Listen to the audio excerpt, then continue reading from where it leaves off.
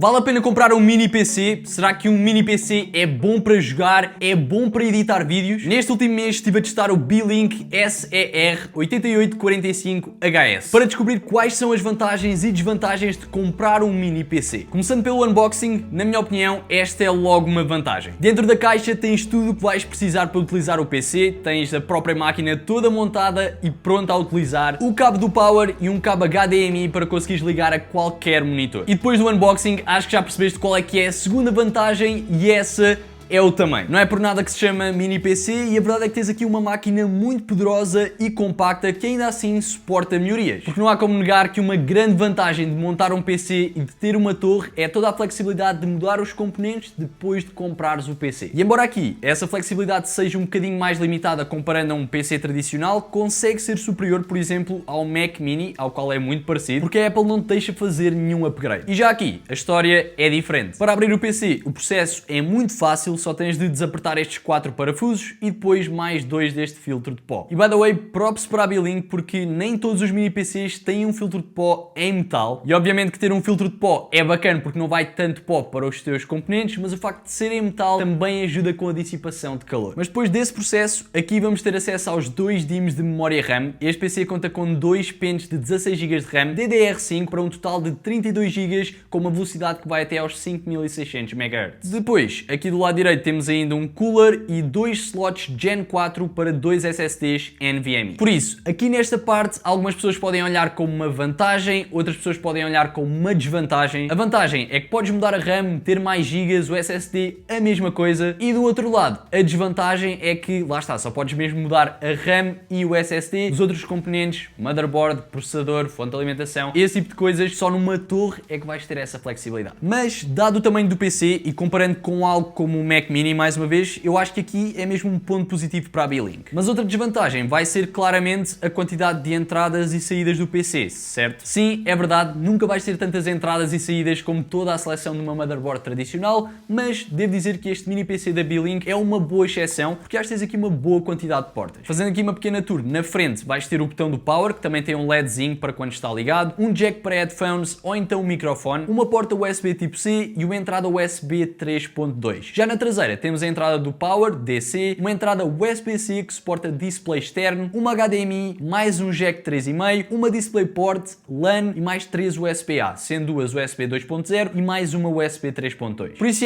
na minha opinião, não ficas nada mal servido. Temos aqui um mini PC que dá para ligar até 3 monitores 4K. Aqui no meu setup, por acaso, só tenho 2 a 144 Hz e como tu podes ver, funciona muito bem. Para além disso, tens ainda suporte para ligar uma GPU externa graças à porta USB-C 4 que temos na traseira. E eu acho que tens aqui portas para ligar todos os teus periféricos, rato, headset, teclado. Aqui na frente, se quiseres ligar um disco ou assim, sinceramente, a única entrada que me faz falta é a entrada para cartões SD. Mas para resolver isto, podes sempre usar um hub, como por exemplo este que eu falei há pouco tempo aqui no canal, ou então, no meu caso, estes monitores também funcionam como dock e têm mais uma catrafada de portas USB, USB-C e até mesmo jack 3.5. Tudo isto, mais uma vez, neste design super compacto que, lá está, se não tivesse este logo aqui em cima, eu acho que consegui enganar algumas pessoas e dizer que era um Mac Mini. E só para teres noção, este é o mini PC ao lado do meu MacBook e num dos meus últimos vídeos eu fiz review e unboxing de um smartwatch e como tu podes ver, a caixa é ligeiramente mais pequena que o PC. Isto é mesmo super pequeno, fica super discreto, especialmente aqui neste spot no meu setup. É um PC ideal para alguém que não tenha muito espaço na sua secretária, para negócios também, teres uma torre a ocupar muito espaço, imagina, só tens uma secretária ali para atender o cliente, estás mais com um PC ali ao lado, ou debaixo da secretária vai apanhar muito mais pó. Uma coisa deste género, por baixo do monitor, podes também comprar um adaptador que te deixa montar na traseira dos monitores. Ou quem sabe, tens um setup no teu escritório, outro em casa e só tens um PC, algo deste tamanho é muito mais fácil de transportar do que uma torre. Há pouco disse que este Beelink era muito bem construído, mas esqueci-me de dizer que é totalmente construído em metal, o que não só contribui para este design de qualidade, como também ajuda na dissipação de calor. E falando nisso, ele puxa ar aqui pela base do PC e depois a dissipação é feita aqui pela traseira nestas 3 aberturas, graças à ventoinha lá dentro.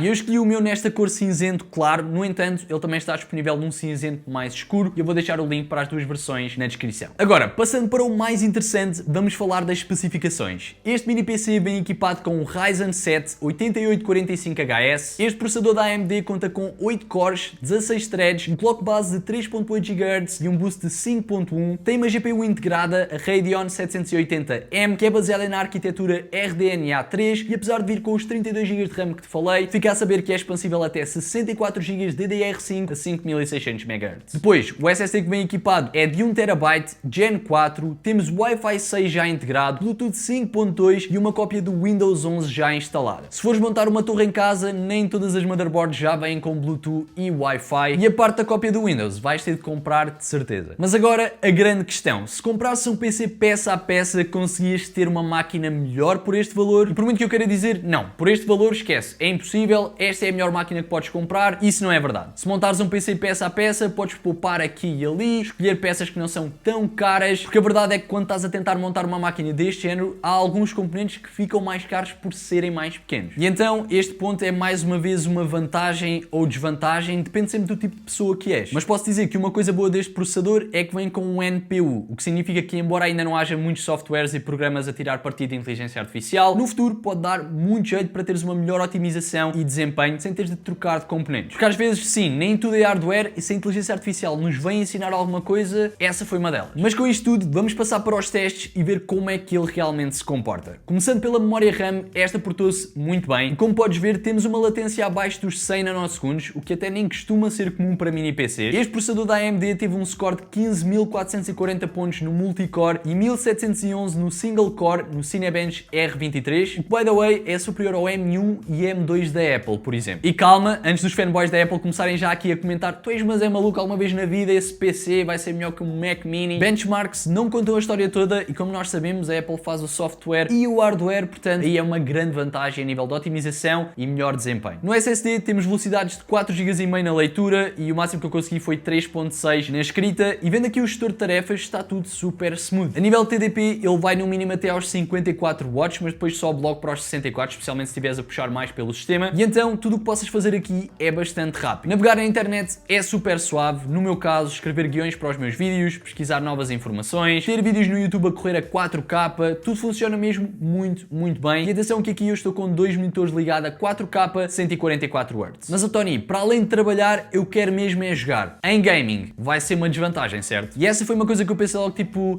ele em gaming não vai ser brilhante, obviamente não se vai comparar com uma torre que tenha uma gráfica dedicada, tenha mais refrigeração, mas devo dizer que fiquei impressionado com o desempenho deste CPU da AMD e com a gráfica integrada. Eu decidi testar uma variedade de jogos populares e começando por algo simples como por exemplo Minecraft, em 4K tens uma média de 155 FPS, no modo sobrevivência, com o mundo inteiro a fazer render, portanto estás na boa. Se quiseres ligar o teu volante e fazer umas corridas, o Assetto Corsa também correu muito bem, joguei a 4K 60 frames por segundo, no entanto tive de baixar algumas definições gráficas, se jogares a 1080p ou 2K vais poder voltar a subi-las, mas já que falei em 1080p, se quiseres jogar alguns jogos FPS, o Overwatch 2 joga tranquilamente acima de 60 frames por segundo, o Valorant a mesma coisa, Rocket League também, e o único que eu gostava que tivesse um bocadinho mais de desempenho é mesmo o CSGO 2, que atenção, consegues jogar na boa, mas já tens de baixar algumas definições avançadas para médio e low. Agora, se quiseres jogar jogos AAA, eu recomendo que jogues jogos mais antigos. Imagina, ainda te consegues safar com um GTA V se baixares as definições, um Forza Horizon mais antigo, um Tomb Raider, mas sinceramente não tentes jogar aqui um Cyberpunk, por exemplo. Mas de modo geral eu fiquei mesmo muito contente com a performance, especialmente, mais uma vez, tendo em conta o tamanho e o cooling mais limitado. Mas então, e se o cenário for diferente? Se tu não quiseres jogar, mas queres sim criar conteúdo, editar vídeos, fotos, todas essas coisas. E começando por edição de vídeo, eu fui buscar um projeto antigo de um casamento que eu gravei todo em 4K, com dois tipos de câmera, na verdade, e fiquei mesmo impressionado porque correu lisinho e na preview mais alta. Vocês conhecem os meus vídeos e sim, eu não utilizo assim transições loucas e efeitos que puxam super pelo computador, mas lá está, eu trabalho como criador de conteúdo e este PC conseguiu-me atender às minhas necessidades em edição de vídeo. E atenção que neste momento eu estou a gravar com uma Sony A7 IV a 4K 10 bits. Outra parte da criação de conteúdo é a fotografia e, por exemplo, até mesmo as thumbnails aqui para os vídeos. E para isso editei várias fotos no Lightroom e foi sempre na boa. Depois exportei para o Photoshop para fazer os últimos detalhes e efeitos e lá está, foi super suave, fiquei mesmo muito contente com o desempenho. E sou sincero, esta podia ser mais uma desvantagem de ter um mini PC, isto porquê? Porque apesar de teres aqui bons componentes, o facto de ser pequenino, não ter muito muito cooling, pode fazer com que a máquina entre em thermal throttling e basicamente depois começa a baixar a performance por ele estar muito quente. Mas durante os testes eu fui sempre checando as temperaturas e estava tudo perfeito. Na maior parte do tempo ele é super silencioso, mas quando já estás assim a puxar por ele durante muito tempo, ele lá liga a ventoinha e ouves um bocadinho, mas lá está, se tiveres de auriculares ou fones não vais ouvir nada e não faz assim tanto barulho.